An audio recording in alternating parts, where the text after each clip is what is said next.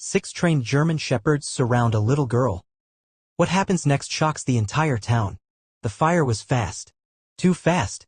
By the time first responders reached the smoking wreck on Highway 19, the only movement came from the woods nearby, a German shepherd, limping, its coat singed, dragging something small across the field.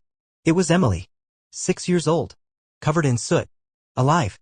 Her parents weren't so lucky. She hadn't spoken a word since that night. After the funeral, Emily was placed in the care of her late grandfather, a retired canine trainer who lived on the edge of town. Quiet and broken, Emily refused to eat, play, or even lift her eyes. But something unexpected happened. She wandered into the kennel behind the house. 6 German shepherds sat silently in their enclosures. As soon as they saw her, they stood, not aggressive, not barking, just waiting. Then one of them stepped forward, tail wagging slowly. His name was Max. From that moment, Emily stopped sleeping indoors. She curled up in the straw with the dogs. She didn't speak, but she commanded with gestures, looks, and body language. And the dogs understood her like she was one of them.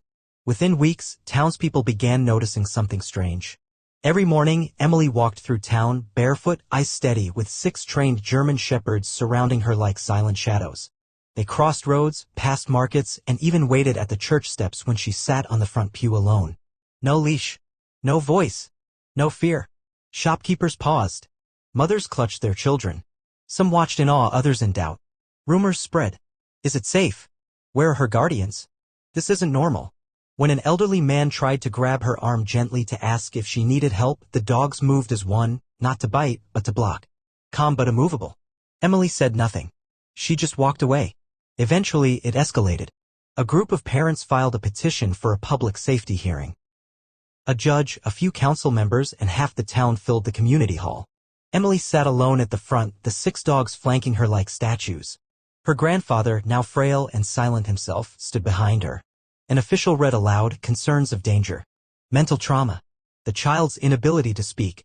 The presence of unrestrained working dogs. The room murmured. Then the judge turned to her and said gently, "Emily, do you know why you're here today?" Silence. He leaned forward. "Do you understand why people are afraid?" She looked down at Max. Her hand moved slowly to his back, resting there. Then, after 6 months of silence, Emily stood. "He saved me." The room went still. She pointed at Max. Her voice trembled, but she spoke again, louder this time. "He pulled me from the car. He bit through the seatbelt. He dragged me across the road. He didn't leave me." Tears streamed down her cheeks. They all listened to him. That's why I listened to them. Even the judge leaned back, visibly shaken. The town didn't expect this. After the hearing, an older woman named Mrs. Thatcher approached the judge. Pale, nervous. "I need to speak," she whispered. "I saw the crash. Months ago. I was the one driving behind them." She admitted something dark. She'd seen a black truck hit Emily's family and drive off. She didn't report it. Out of fear. Her son was in trouble with the law and was driving that truck. The judge stared at her. That night, the case reopened and the town's assumptions crumbled. Emily was never the problem. Fear was. The town began to change. They watched the girl with the dogs differently. Shopkeepers gave them water bowls.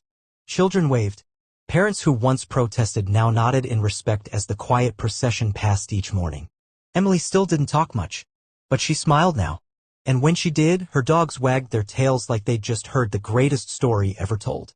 Because to them, she was never silent. They heard her. They always had.